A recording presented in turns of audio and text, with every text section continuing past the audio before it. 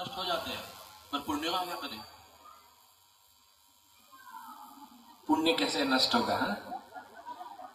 जब भगवान की भक्ति करते हैं, 3 प्रकार के कर्म होते हैं, भगवद गीता में बताए गए हैं। पहला होता है कर्म, जिससे हम पुण्य प्राप्त करते हैं। कर्म अर्थात जो शास्त्रों के अनुसार कार्य करते हैं उसे कर्म कहते हैं, उससे पुण्य प्राप्त होती है।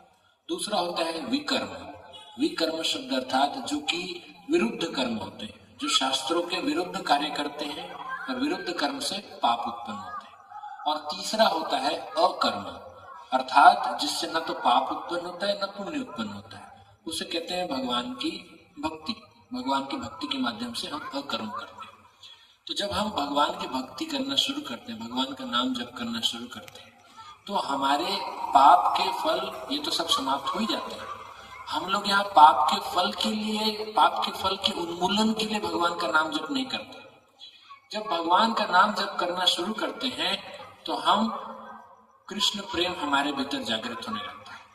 जब स्वतः कृष्ण प्रेम प्राप्त होते होते जब वो बढ़ता है, तो हम धीरे धीरे भगवान की भक्ति से, भगवान से ज्यादा समीप आते जाते हैं और हम भगवान के प्रिय हो जाते हैं। तो फिर हमारे पास पाप है या पुण्य है, अब उससे कोई भगवान को लेना देना नहीं। जैसे आपका जो प्रिय होता है, उसके अच्छे और बुरे को आप नहीं देखते, वो आपका प्रिय है, बस उसे हम जल्दी अपने पास रख लेते हैं। लेकिन जो हमारा प्रिय नहीं है, हम उसमें चेक करते हैं इसमें क्या सही है और क्या गलत है। मान लीजिए आपने इंटरव्यू लेना शुरू किया और आपके इंटरव्यू में कोई अनजान व्यक्ति आता है, आप उसका सारा चीज चेक करते हैं। लेकिन तभी इंटरव्यू में कोई ऐसा व्यक्ति आता है, आपका कोई परिचित आ जाता है, तब आप उसके लिए उतना स्ट्रिक्ट रहेंगे? नहीं रहेंगे।